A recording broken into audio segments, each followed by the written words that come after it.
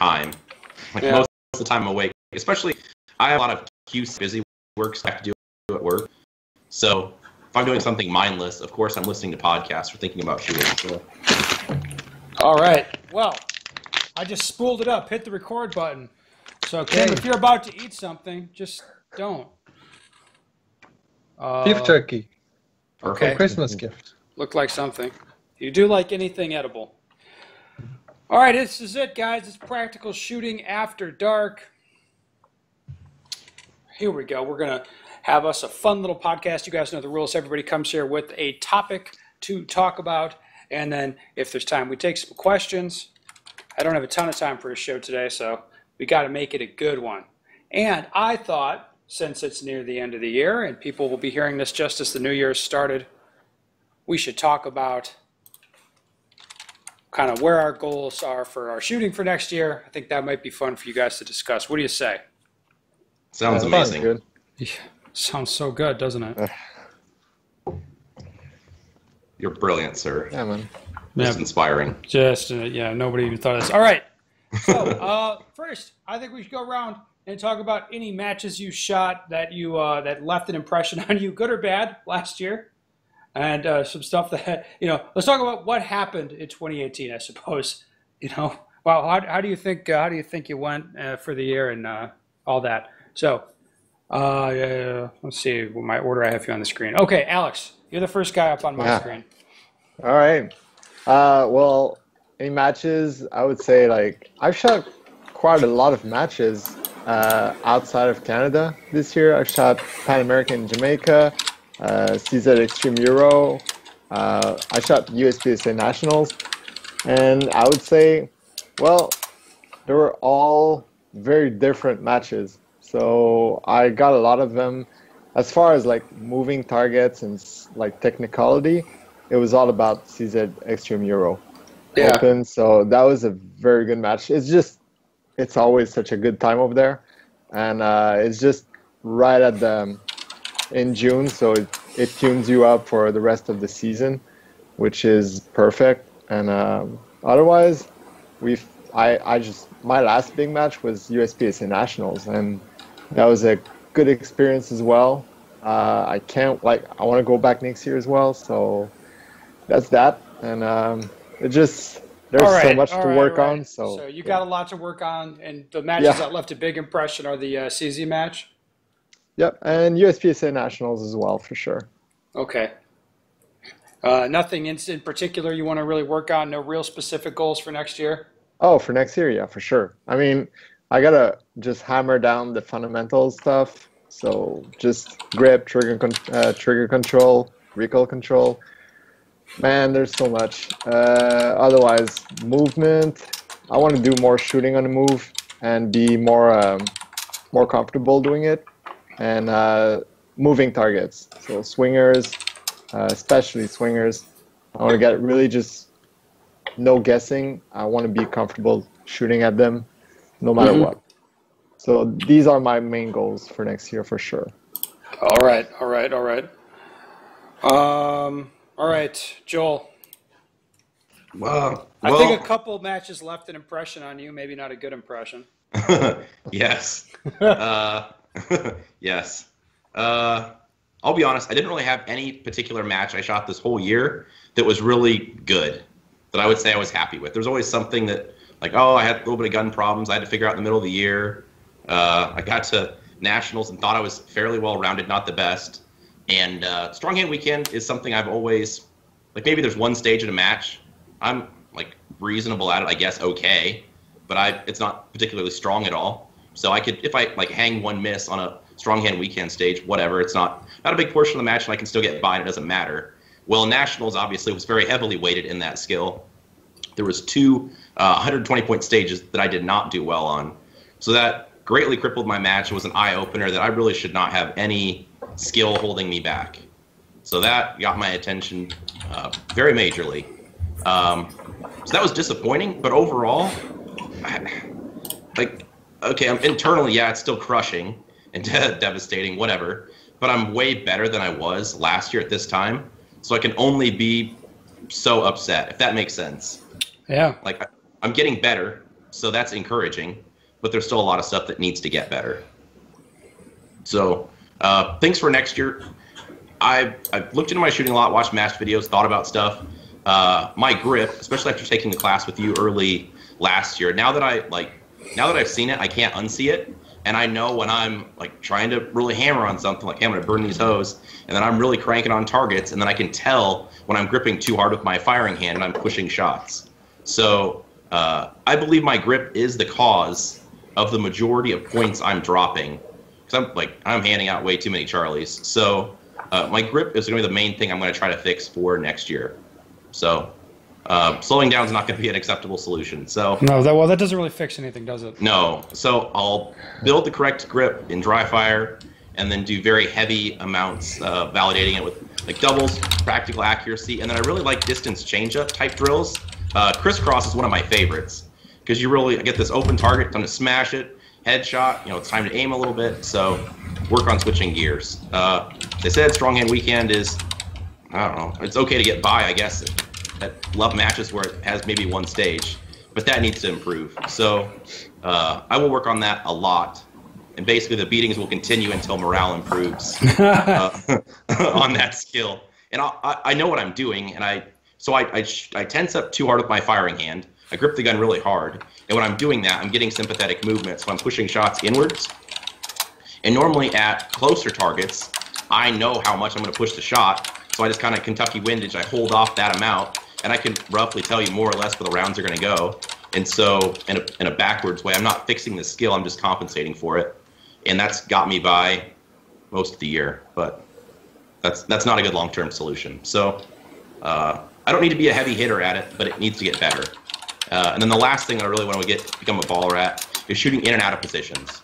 So gun up early, aiming through the wall, like I know where the target's going to be, start smashing targets when I get there, and then not pulling off targets when I'm leaving a position where maybe I'm starting to look away, or I'm not aiming as hard as I need to, and I'm throwing those Charlies, or maybe I've had some just random deltas where I'm really trying to get out of there and I need to be still aiming at the target. So that's kind of like what my next year looks like.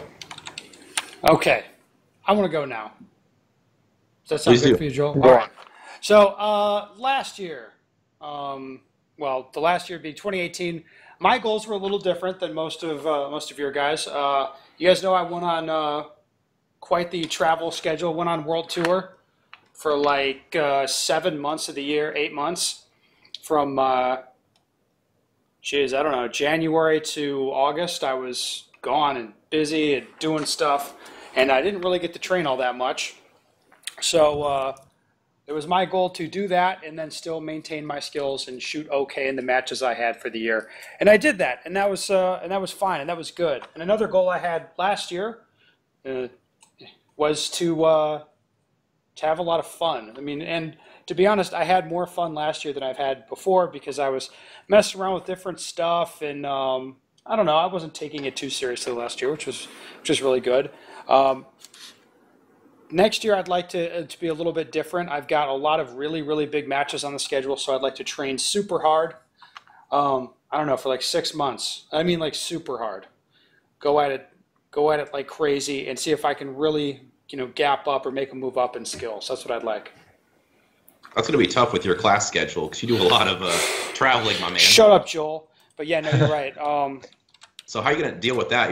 You're While you're not traveling, you have to just crush it? Yeah, and also I've made some arrangements for that to make life easier for me. So, for example, I'm going to Argentina in a few days, and I'll be there for a couple weeks, and there'll be classes, but then also on my calendar, as part of my schedule for my time there, is me training myself, like going to a range and just shooting. And about half my time is that. And then it'll be the same situation the other times I'm leaving the country for the next like 3 months. So part of my time, I mean, I'll be on the road the whole time, which sucks, but part of my time is scheduled for me to be practicing pretty much everywhere I go. So that'll be quite good. Will you be training up with dudes at some point while you're there? Will you be training on your own? So I'll be training with Gaston. I'll be training on my own. Gaston in Argentina. I'll be on my own, I think, or have maybe not higher level people in Australia in my time there. but I'll at least I'll have ammo set aside and be able to actually shoot. And I'll have my own gear with me, so that'll be helpful. And then I'm going to Russia, I think, in March, and I should have plenty of training ammo and time there, as usual. So I should be able to really train over those and those are months that I wouldn't be training anyway normally. Right? Yeah. Like I don't normally do anything in January, but I'll be hitting it hard. So I'm excited about that. And then I've got some big matches on the schedule. So I think I'm going to have the most fun I've ever had in 2019. Definitely going to do a lot of travel, have a lot of fun, shoot a lot of big matches, and I should get a lot better. So that should be all right. That's awesome. Yeah. Yeah, you're gonna have a lot more training too, like spread out, like not just 1 month, but like more training throughout the whole year. It's going to be crazy. Yeah. Yeah. Should be good. Yeah, so you shoot in the nice weather, so when it's too cold, like your home range is a frozen tundra, you just go somewhere else and take a pallet of ammo and train there. Sign me up. It sounds amazing. Yeah, it's not bad. Yeah. All right, Mr. Kim. Yes. So 2018, I shot many matches, many areas, but two best match was like Alex, CC European Open and 9 Days National. Those are the climax, I think. I learned the most from it. Yes. Those were like, oh yes, those moments. So 2018, I shot January to July. All the matches I shot were pretty much in Ironside production. And then from July to rest of the year, I shot carry optics, except the nationals. I shot all the nationals. This year, my goal was, last year, I had a plateau, and then I decided to work on the most used skill in 2018, which is shooting fundamentals. Every shot we fire, we have shooting fundamentals. So trigger pull, aiming, and recoil management. And I think the recoil management was my weak point last year. Not necessarily the weakest, but so I worked on, and I mentioned in the previous podcast that I shot about 30,000 rounds on doubles drill. And then a couple people contacted me, hey, are you serious? And hey, what'd you do? Yes, I shot about 30,000 on doubles drills alone. But about 20-something plus thousand was shot stationary, but other like 10,000 or some maybe a little less, those were fired before drills. So what I mean by that is I shoot doubles drill once or twice, like 8 rounds or 12 rounds, and then make sure. So first, I gotta go back. January to March, I shot in the winter time, just indoor range or the weather's nice outdoor. I just double drill all, on and on. I didn't even really draw. I just wear thick clothes because it's cold outside, but I just get the grip I want to shoot. And then find out how I can shoot 3-inch group at about 7 yards. So grip and wrist, elbow, stance, all those kind of things. Once I learned how to do 3 inches at 7 yards, I just shot the drill and then have that. My goal was 3 inches twice, trigger pull as fast as possible, which is under 0.2 seconds. Once I do that, I move on to the next drill, which is maybe transition or shooting on the move or low port leaning out kind of thing.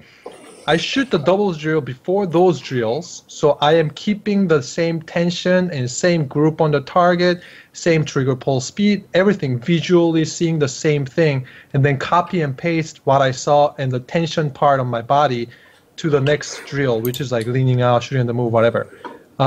And I had great results. I definitely have faster splits, tighter group, and I can pull the trigger faster too. And also I can shoot 1,000 rounds in like an hour and a half, which I couldn't do last year, 2017, because I was gripping too hard, way too hard. But next year, the second the most used skill is transitions, other than shooting fundamentals. So I'm going to work on transitions a lot next year. And another thing I want to work on is like the strategy, risk management, because I went to big matches where European Open 30 stages, 9 Days Nationals 60 something stages.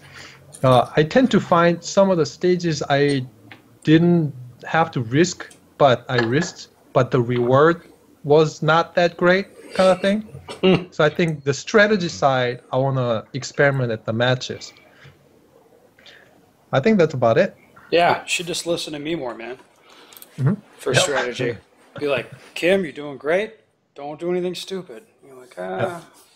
But you got And that he little does voice some- always telling you, I want to go fast, man. I want to go fast. All right. Let's move on to a podcast question. This is apropos for the time of year. In light of the fact that no indoor range in my area will allow shooting ahead of the line, holster draws, or utilizing more than one lane at a time, how should I be training during the winter? I'm able to shoot up to 3 to 4 indoor matches a week. Whoa. Yeah. The 3 to 4 indoor matches a week comment sort of scares me, because that's, I mean, when you're training, the access to 4 indoor matches a week is not really relevant, right? Because you wouldn't shoot 4 a week because you're training, right? Or no? Yeah. Probably once every other week would be good for me. Our indoor matches are once a month, and that's good for me. It's an entirely social thing for you, isn't it? It More is. or less social. Yeah. Yeah. I would do that. The kind of the standard advice Kim and I have been handing out to people, and I have personally undertaken this advice, is to basically work on all the shit at home, draws, reloads, transitions, movement. You work on all this stuff at home, and then your time at the shooting range is spent doing doubles, practical accuracy, dots. Things like that. Yeah. Putting up the sheets of dots is really nice. I've been doing a lot of that. So basically, you're working on fundamentals and mechanics at the range, just holding the gun and shooting it straight. And that is okay, even if you don't have a holster to work from. If I wasn't allowed rapid fire, then I probably wouldn't piss around with live fire hardly at all, to be honest. The holster is important, but it's not really a deal breaker to not be able to use it. But yeah, if without rapid fire, then I would switch to dry fire, and you're not getting me to 4 indoor matches a week for over any length of time. It's just not going to happen. It's not productive for training, especially the indoor matches would be normally like a weekly thing. There's just not enough interesting shit there. Sorry, Right. no disrespect to anyone. I don't know about the surfaces, but most of them, at least the one here, like it's just a slab of concrete. So it's got unburnt powder and all that kind of crap. So you kind of, like some people slide around. You can't really run like maximum effort like you would in an outdoor match. So it's a good way to validate that your practicing is going well, or maybe you're doing something in practice you want to validate, but I'm not leveling up by any means. So Yeah. Yeah, definitely. yeah, Oh. doubles or dots would be awesome. Anything to add to that indoor range, Alex? Or you're allowed more shit at your range, aren't you? Yeah, we're allowed to draw from a holster, rapid fire, and all that stuff. But actually, today I trained and shot about 600, close to 700 rounds. And strictly, it was dot drills, double drills, and I did a little bit of strong end and weak end. That's it. Yeah. So, and that's it. Like, I mean, it's just in the winter time when I'm training indoor, it's just one stand, one target, and I'm working on recoil control, trigger. I'm just working on the timing of the gun and just shooting the gun, feeling comfortable with it. Everything else, like I don't bother reloading or anything like that. That can all be done in dry fire. So it's just, yeah, it's plain simple. Well, there you have it. All right, gentlemen. Thank you very much for coming on. We're going to call it. Listeners, if you have a question you'd want to have discussed on the podcast, go to benstoker.com, send me your question, and we'll get right on that.